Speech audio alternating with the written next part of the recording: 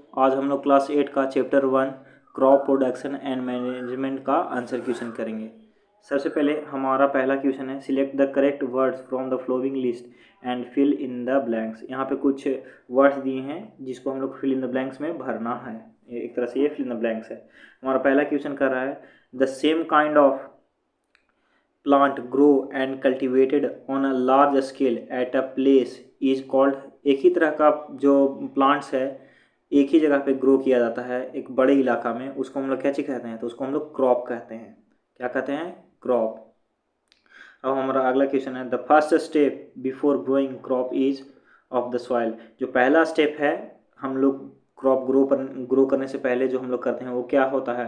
तो वो होता है प्रिपरेशन ऑफ सॉइल। सॉइल को पहले हम लोग प्रिपेयर करते हैं, जैसे कि जोतवाते हैं। उसके बाद जो हमारा तीसरा क्वेश्चन है, damage seeds would blank on the top of the water. जो डैमेज सीड्स होते हैं, जो ख़राब हो जाते हैं बीज, वो वाटर पे क्या चीज़ करते हैं? वाटर के टॉप पे, सतह पे फ्लोट करते हैं, तैरते हैं।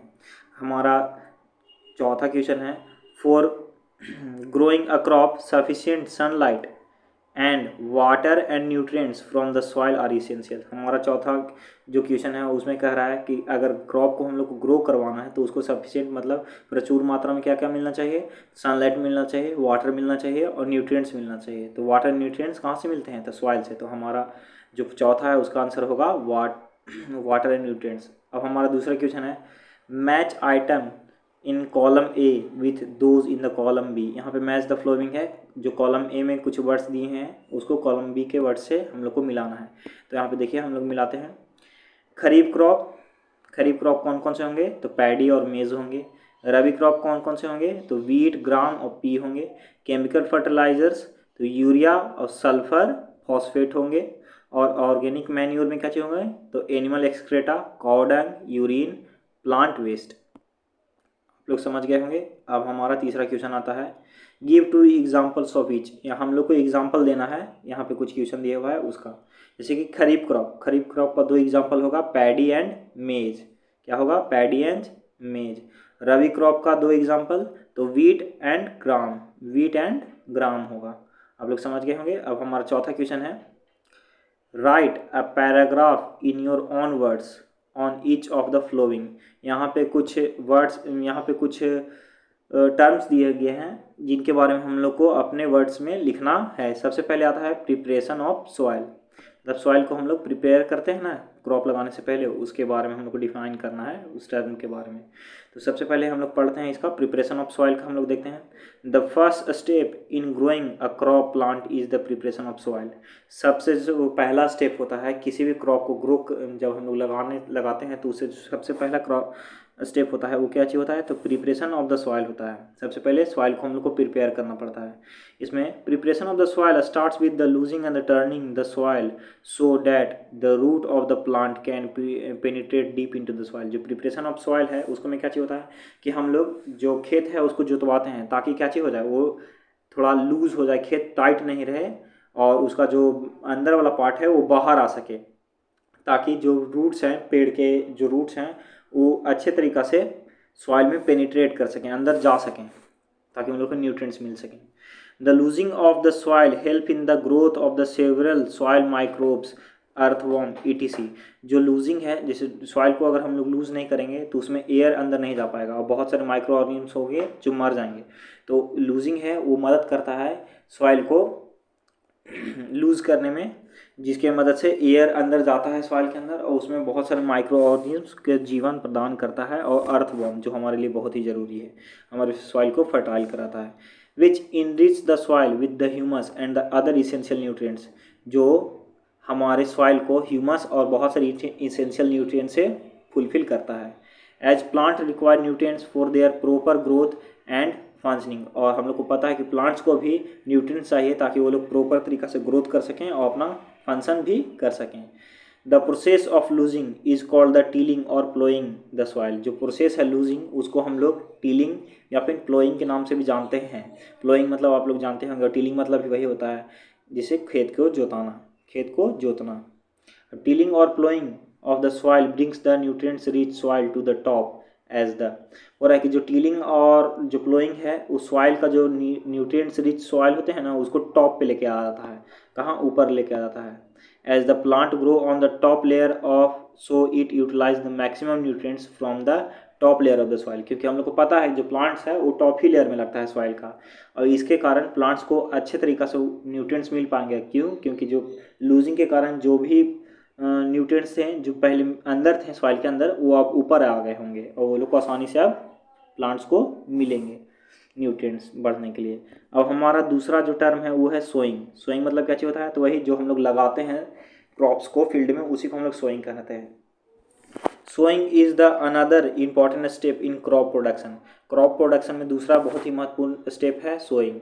It is the process of placing the seed in or on the soil in order to obtain the crop. इस प्रोसेस में जो सीड है उसको खेत में या किसी भी फील्ड में लगाया जाता है, मिट्टी में लगाया जाता है ताकि हम लोग को उसे क्रॉप मिल सके।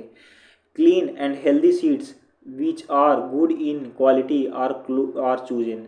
इस प्रोसेस में जो अच्छे और साफ़ सुथरे और हेल्दी जो सीड्स होते हैं उन्हीं को चुना जाता है। Selection of the good quality seed help in improving the crop yard. अगर हम लोग सही से सीड का सिलेक्शन नहीं करेंगे, अच्छे क्वालिटी की सीड का सिलेक्शन नहीं करेंगे तो हमारे जो क्रॉप यार्ड है उसमें कमी होगा। अगर हम लोग को उसको इम्प्रूव करना है, ज़्यादा से ज़्यादा हम लोग को फसल उगाना है, तो उसके लिए हम लोग को अच्छा क्वालिटी का सीड्स लगाने होंगे। There are two method used by the farmers for sowing the seed. They are, दो तरीका के मेथड हैं जो फार्मर्स लोग यूज़ करते हैं सीड को लगाने में। सबसे पहला है ट्रेडिशनल मेथड। इसको में हम लोग पढ़ते हैं आगे। Sowing is usually done with the help of either a traditional tool or a seed drill. और यानी कि जो सोइंग है ना, जो बीज लगाना, वो दो तरीका से हो सकता है, या तो ट्रेडिशनल टूल की मदद से, नहीं तो सीड ड्रिल की मदद से।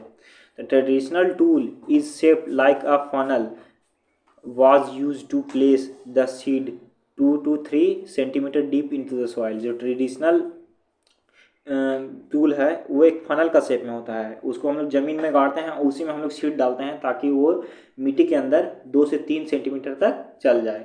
It was used either for the sowing seed, जिसका इस्तेमाल हम लोग बीज को लगाने के लिए करते हैं।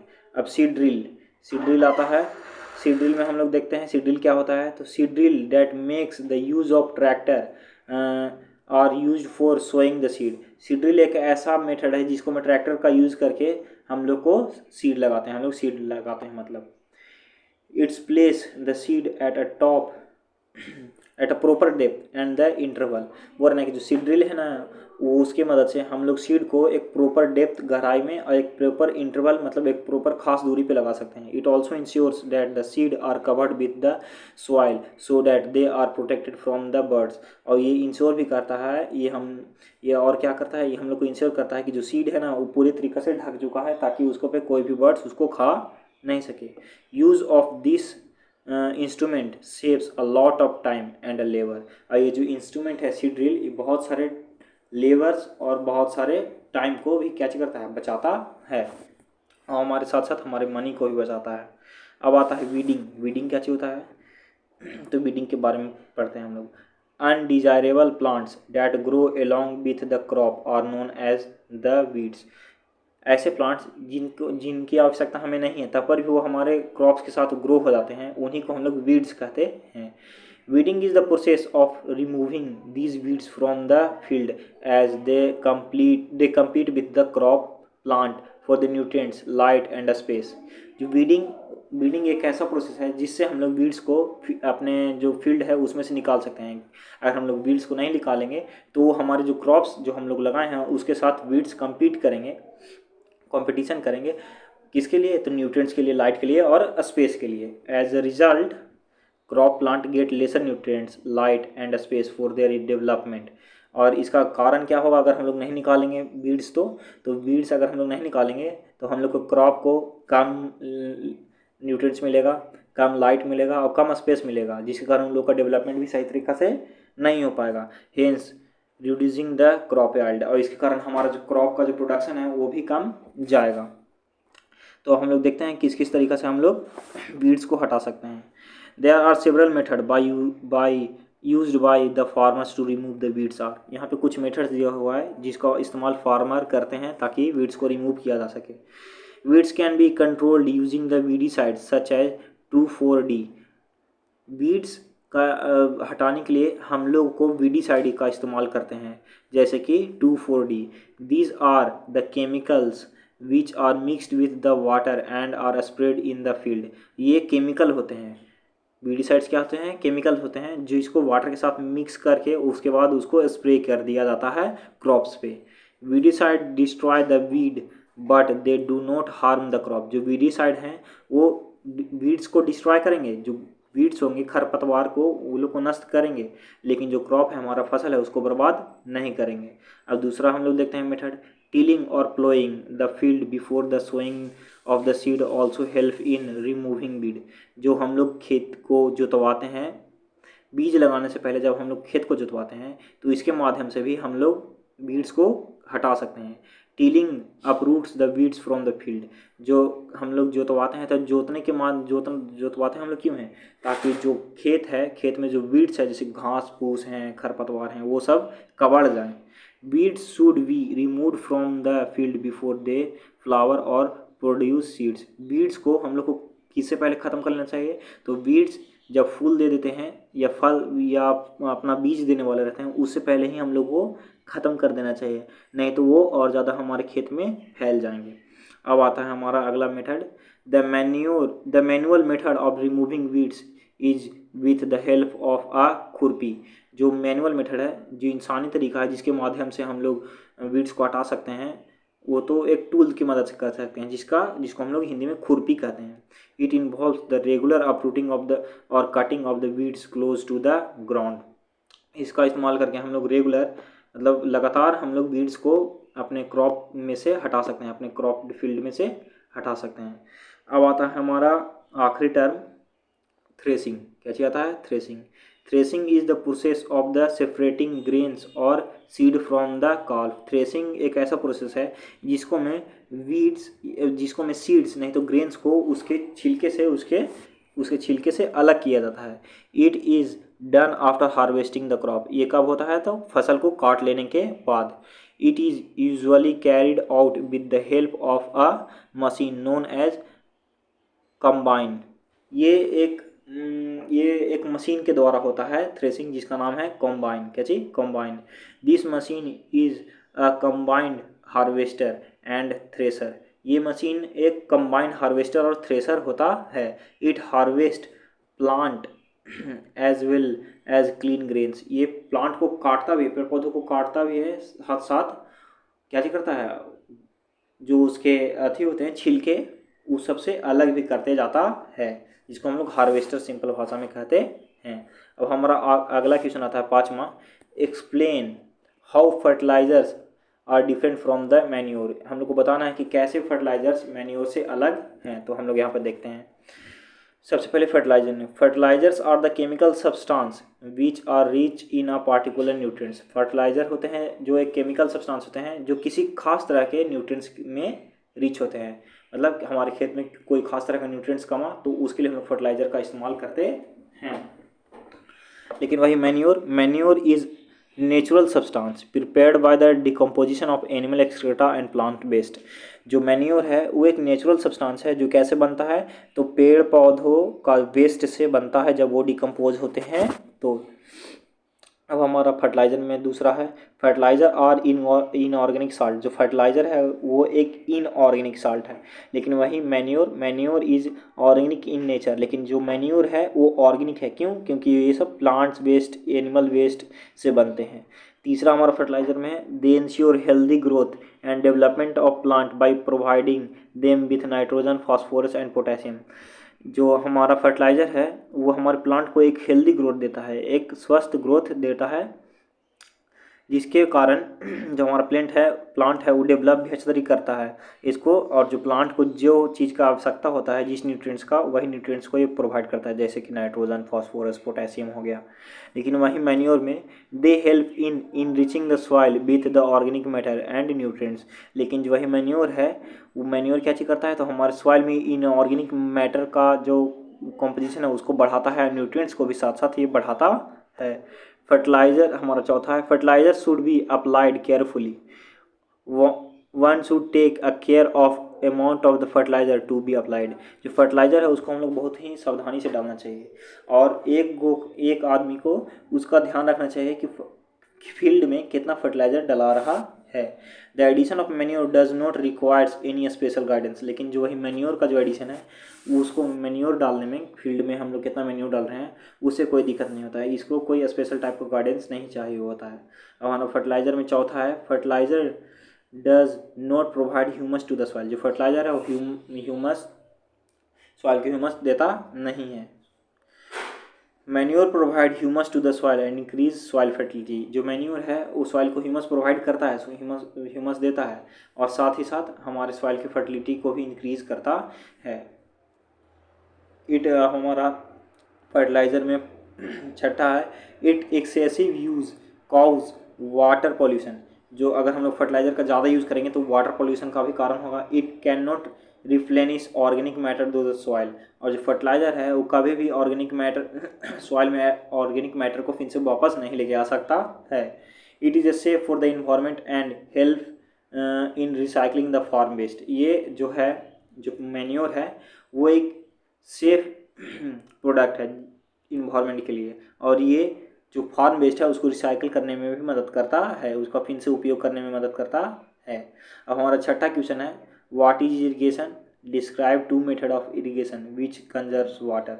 हम लोग को बताना है कि इरिगेशन क्या चीज़ होता है और उसके दो तरीका बताना है जिससे हम लोग वाटर को बचा सकते हैं। तो यहाँ पे हम लोग देखते हैं, यहाँ पे बताया है, irrigation is the process by which water is supply to the crop at different interval. Irrigation एक ऐसा प्रोसेस है जिसमें वाटर को सप्लाई किया जाता है क्रॉप को एक खास इंटरवल पे। The time and the frequency of irrigation vary according to different season, crop and the soil type. बोल रहा है कि जो इरिगेशन का जो फ्रीक्वेंसी है और टाइमिंग है, कितने इंटरवल पे देना है हम लोग को, कितना देना है, कितना पानी नहीं देना है, इसका जो है ये समय के साथ चेंज होता है, सीजन के साथ चेंज होता है और क्रॉप्स के और सॉइल टाइप्स के साथ भी चेंज होते रहता है। These are various source of irrigation such as well, canals, river, dam, pond and the lakes। वो रहा कि आज हमारे पास बहुत सारे इरिगेशन के स्रोत हैं, मतलब पटाने के बहुत सारे स्रोत हैं, खेत जो क्रॉप्स है उसको पानी पहुंचाने का बहुत सारे स्रोत हैं, जैसे कि वेल्स है, कुएँ हैं, कैनाल्स हैं, नहरें हैं, रिवर, नदियाँ, डैम, पॉन्ड, लेक्स, ये सब है हमारे पास। Two method of irrigation which help in conservation of water are. दो मेथड यहाँ पे दिए हुए हैं जो हमें वाटर को कंजर्व करने में मदद करते हैं इरिगेशन के समय। सबसे पहले आता है स्प्रिंकल सिस्टम। क्या? स्प्रिंकल सिस्टम के बारे में हम लोग देखते हैं अभी। स्प्रिंकल सिस्टम क्या चीज़ होता है? This system is more useful on uneven land having the fewer water supply. ये जो सिस्टम है, ये सिस्टम कहाँ यूज़ होता है? तो ऐसा ज़मीन पे जहाँ जो ज़मीन है वो समतल नहीं हो, ऊंचा खाबड़ हो और जहाँ पे पानी का भी सप्लाई बहुत कम हो। In this method water is supplied using the pipe to one or more central location within the field. और है कि इस मेथड में जो वाटर है वो क्रॉप्स को कैसे सप्लाई किया जाता है? तो पाइप के माध्यम से। और ये इसको में जो फील्ड है उसको में एक या दो से ज़्यादा सेंटर्स होते हैं। When water is allowed to flow under high pressure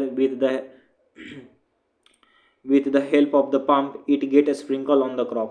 हो रहा है कि जब हम लोग वाटर को हाई प्रेशर में भेजते हैं पंप की मदद से, तो जो वाटर है वो चारों तरफ छितरा जाता है, स्प्रिंकल के टाइप, झरना के टाइप हो जाता है। अब आता है हमारा दूसरा method, drip system. In this system water is delivered at or near the root of the plant drop by drop. इस सिस्टम में जो वाटर है वो पेड़ों की जड़ तक पहुंचा दिया जाता है पाइप के माध्यम से और वहाँ पे पेड़ों को ड्रॉप बाय ड्रॉप मिलता है पानी। This is the most efficient method of irrigation as there is no wastage of water at all. ये एक बहुत ही इफिशियंट, एक बहुत ही अच्छा मेथड है जिसके माध्यम से हम लोग वाटर वेस्टेज को बहुत हद तक कम कर सकते हैं। This method is important in the area where water ability is poor.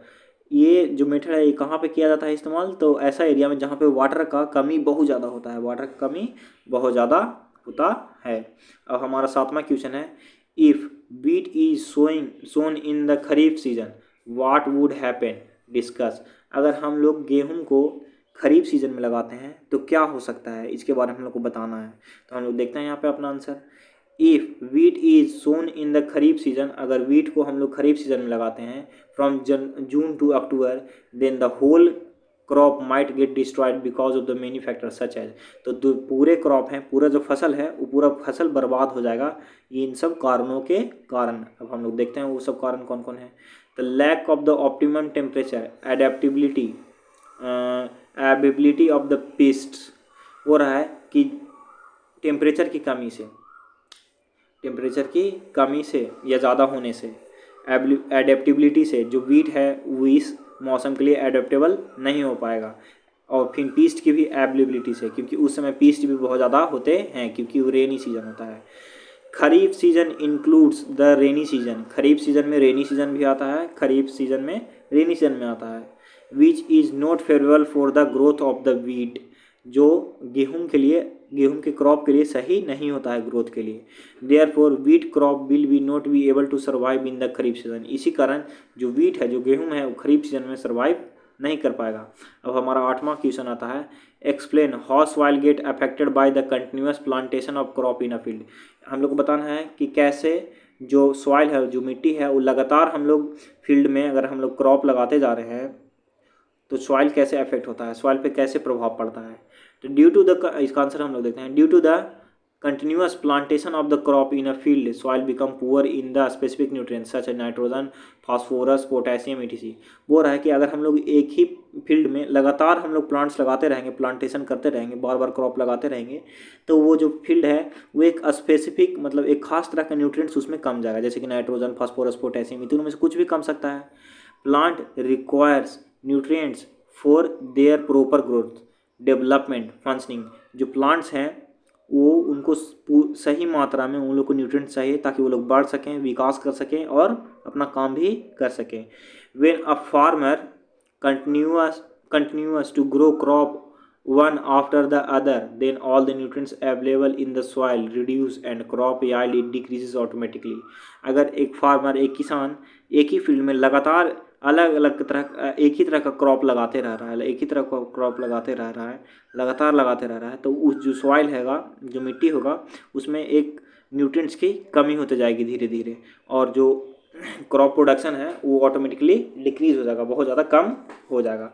अब हमारा 9वां क्वेश्चन आता है, what are weeds, how can we control them. बोल रहा है कि वीड्स क्या होते हैं और उनको कैसे हम लोग कंट्रोल कर सकते हैं।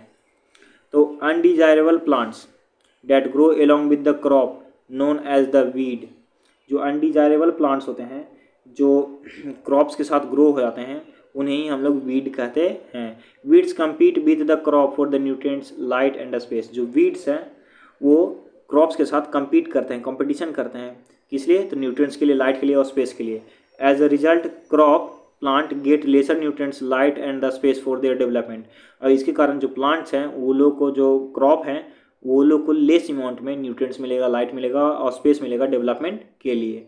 This in turn reduce there productivity, और ऐसा होने के कारण जो क्रॉप्स हैं उन लोग को प्रोडक्टिविटी कम हो जाएगा। Thus various weeds weeding methods are employed, यहाँ पे कुछ बहुत सारे वीडिंग मेथड्स दिए हुए हैं जिसके माध्यम से हम लोग वीड्स को हटा सकते हैं। तो हम लोग देखते हैं, weeds can be controlled by using the chemical called the weedicides which are sprayed in the field to kill the available weeds।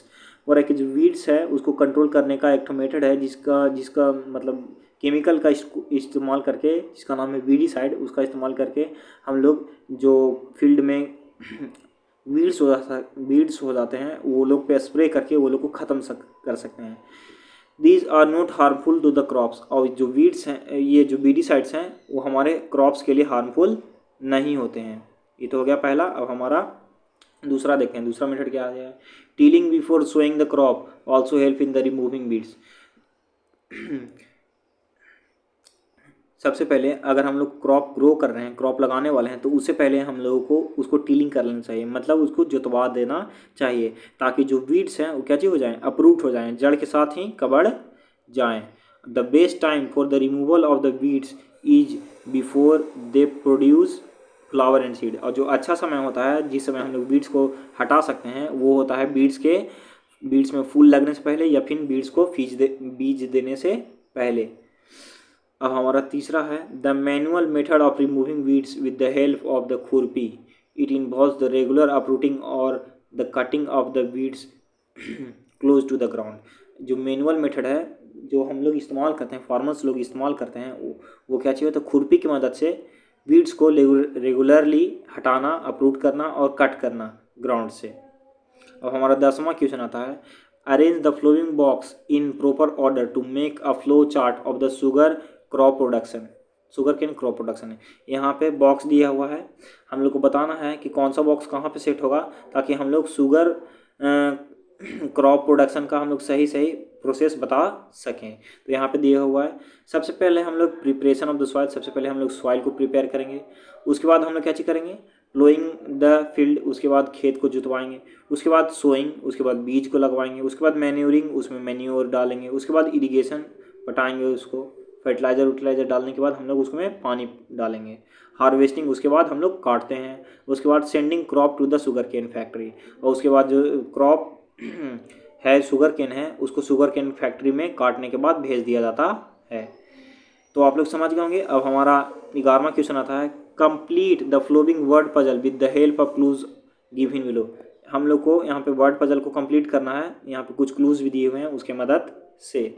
सबसे पहले हमारा डॉन है, क्रॉसवर्ड्स है, तो डॉन में हम लोग आगे चलते हैं।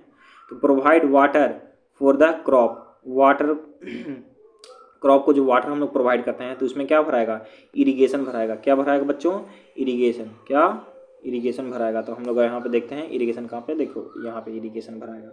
उसके बाद हमारा अगला क्वेश्चन है वो रहा है keeping crop grain from for a long time under the proper condition. जो क्रॉप्स ग्रेन्स हैं वो लोग को एक लंबे समय तक अच्छे तरीके से रखना, उसको हम लोग क्या कहते हैं तो स्टोरेज कहते हैं। क्या चीज़ स्टोरेज। अब हमारा अगला है डॉन बर्ड्स में 5वां certain plants of the same kind grow on a large scale. एक ही तरह का प्लांट एक लार्ज एरिया में ग्रो किया जाता है बहुत ज़्यादा मात्रा में, उसको हम लोग क्या कहते हैं तो उसको हमें क्रॉप कहते हैं। क्या कहते हैं क्रॉप, क्या क्रॉप कहते हैं हम लोग। अब फिर हमारा एक्रॉस है अ machine use for cutting the matured crop. एक मशीन का इस्तेमाल करके जिससे हम लोग मैच्योर्ड क्रॉप को काटते हैं उसको हम लोग क्या कहते हैं उसको हम लोग हार्वेस्टर कहते हैं। क्या कहते हैं हार्वेस्टर कहते हैं बच्चों, देख लीजिए आप लोग यहाँ पे हार्वेस्टर हम लोग कहते हैं। उसके बाद फिर बोल रहा है rabi crop that is also one of the pulses. एक रबी क्रॉप जो एक दाल है, एक पल्सेस है, तो वो कैसे होगा ग्राम होगा। क्या होगा बच्चों ग्राम। फिर हमारा आखिरी क्वेश्चन है a process of separating the grain from the carb. ऐसा प्रोसेस जिसमें हम लोग ग्रेन्स को उसके छिलके से अलग करते हैं उसको हम लोग क्या कहते हैं विनोइंग कहते हैं। क्या कहते हैं बच्चों विनोइंग।